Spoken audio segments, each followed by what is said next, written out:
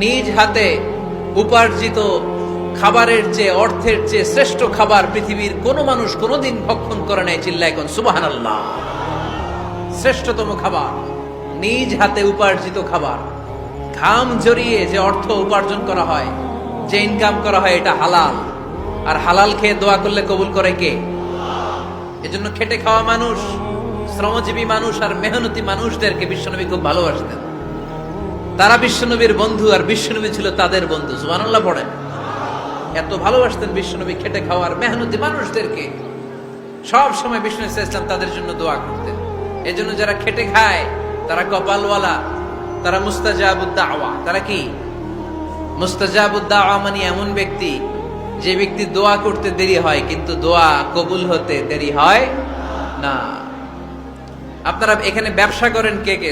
দেখি তো, হাত তুলেন তো। ব্যবসা, মাশাআল্লাহ, অনেক ব্যবসায়ী আছে তো দেখি। আচ্ছা, হাত নামান। চাকরি করেন কে কে? চাকরি, চাকরিও তো অনেক করে দেখি, হাত নামান। প্রবাসী, ছুটিতে দেশে আসছেন। হুজুর আমি আছি, কই?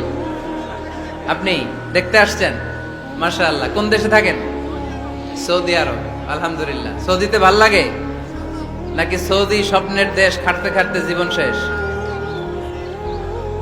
ইনশাআল্লাহ। আচ্ছা, ইউনিভার্সিটির স্টুডেন্ট আছো কারা কারা দেখি?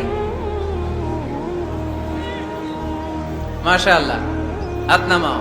ক্লাস 5 থেকে ইন্টারমিডিয়েট পর্যন্ত পড়াশোনা করতেছো অথবা দাখিল আলিম পর্যন্ত, কারা কারা দেখি? মাশাআল্লাহ, হাত নামাও, হাত নামাও। একবারও যারা হাত তোলেন না এবার তারা হাত তোলেন। আন্নেরা কি করেন? হ্যাঁ, বেকার।